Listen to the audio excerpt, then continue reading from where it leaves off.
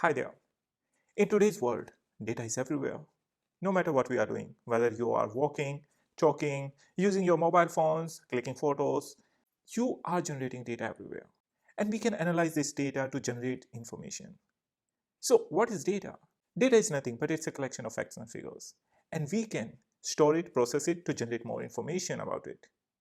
Now, the real task is how to generate the information from this data and how to utilize it for your own solutions. No matter what, whether you are utilizing the data for your own personal usage or maybe you are utilizing for your own organization, it's really important to collect and process this data. Since we are moving towards the new era of digitalization, then it's really important to get free from our traditional data storage system. And there where the cloud computing comes into the picture. I'm sure you have heard about the cloud computing many times. But what is it and how to use it? Well, welcome to this video, and in this video we are going to dive into the fascinating world of cloud computing where I'm going to tell you everything about it. What is it, who provides it, and how you can utilize it.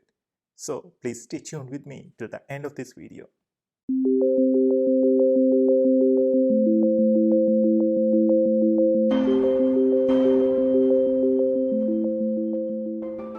Cloud computing is the topic which is gaining a lot of attention lately, and everyone who works with the technology wants to take the leverage of cloud computing. But what is it? Well, think of it as a solution that you can utilize all the services that you used to use on your computer without your computer. And what does that mean? Well, it's not, of course, a cloud, but at a remote server, you can store everything, and then there are certain companies or the organization who provides this service to you. For example, in the past days, we used to install Microsoft Outlook onto our system to send emails to other organization or inside the organization. And there we used to get a problem that, okay, what if my system broke down or my laptop met an accident? So in that case, we used to lost all the data. But now this is not a problem because everything is on the cloud. So in the cloud technology, basically you store your all the information or the data that can be related to your software, your application, or it can be your only data. So that has been stored somewhere else in maybe in some other country or inside your company, wherever you get your data centers. And you don't need to rely on your own machine. Basically, with the help of cloud computing, you are becoming your machine independent. You really don't need to rely on your machine to store the data. Instead of that, you are getting the subscriptions from the service provider, and in respect of that, you get the access where you can store your data over the internet, over the cloud. So over the cloud, over the internet are the same thing. We call it cloud because it's happening over the internet throughout the world. There are so many data centers across the world which are going to store all the information. And as I mentioned, there are certain companies who provide cloud solutions. Now you don't need to think about whether your electricity is going or your system is getting crashed. All the information is going to be safe. And it comes with a lots of more advantages, which we are going to discuss later. One of the core advantage of cloud computing is its flexibility. Just imagine, maybe just like 5 years ago or 10 years ago, we have to always worry about our hard disk on the system. What if my storage is full? Now, either you have to go to a market or you have to depend on the service provider that somebody is going to come and they are going to replace your hard disk. But now, we are living in the era of cloud computing. You do not need to worry about the storage space anymore. It's highly scalable and it has high availability. You can simply go to your browser and can easily scale up and down your storages. You can get as much as storage as you want. And also you can get any amount of compute storage as well. So isn't it amazing? So that's what is cloud computing. It provides you high flexibility, high availability, and also you can scale it as per your own needs. And with the help of this, you are reducing a lot of maintenance charges as well. So at a cheaper cost, you're gonna get better services. But yes, please do remember that. In order to work the cloud computing, you must have the internet access. If you are offline, you cannot utilize the cloud services. However, there is another form of cloud services that is going to emerging, which is known as hybrid cloud computing. And in that, basically, you use some of your on-premise resources and some of the cloud services. So that's how you're going to make that hybrid. But still, you need the internet connection over there. Now let's move forward and talk about the different kinds of cloud services. In terms of cloud services, you get infrastructure as a service, platform as a service, and software as a service. Software as a service is the most popular service provided by the cloud computing companies. Software as a service you can consider just like opening Outlook into your browser or maybe Google Docs or Excel files, similar to that. So whenever you have to use an application which is based on cloud technology that is very simple to use, you have to simply open your browser, connect to your internet, and then you are ready to go. That can be your Outlook, that can be your any other app, that can be your Google storage, or you can consider whatever you used to do on your system. Now you can do over the internet. That is the power of cloud computing. Now, since you are learning from this course that is Azure Fundamentals, then I'm sure you have a bit of idea about Microsoft Azure. Microsoft provides cloud computing services under the name of Azure, and that's why we call it Microsoft Azure. Here you would get software as a service, platform as a service, and infrastructure as a service. And what are these different kinds of services that you are going to get to know later in this series? However, for this video, let's try to get to know more about that. How does it actually work? Let's suppose you want to store some of the photographs, and generally you store those photographs onto your Google Drive or maybe OneDrive, or maybe you are using some other storage system that is provided online.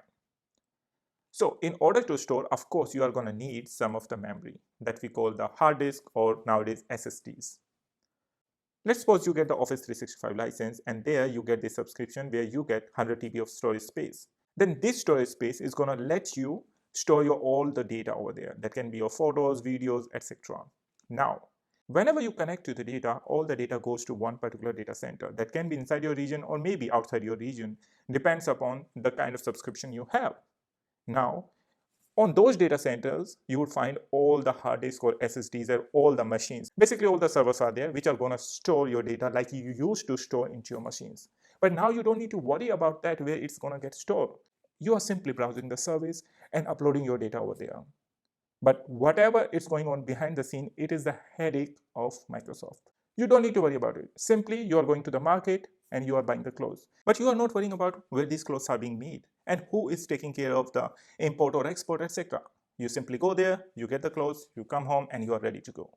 That's the same concept applies over here. So Microsoft or any other cloud service provider, they take care of the data centers, how they are going to make those services available for you, but you have to pay for the subscription. And trust me guys, this is a much cheaper option as compared to what you used to pay for the data centers in your own organization. I'm sure you remember that we used to install Microsoft Windows or operating system onto our machines or laptops. But because of that, if I'm using MacBook, it was really difficult to use the Windows machine over there. Or if I'm using Linux, then also I cannot use that one.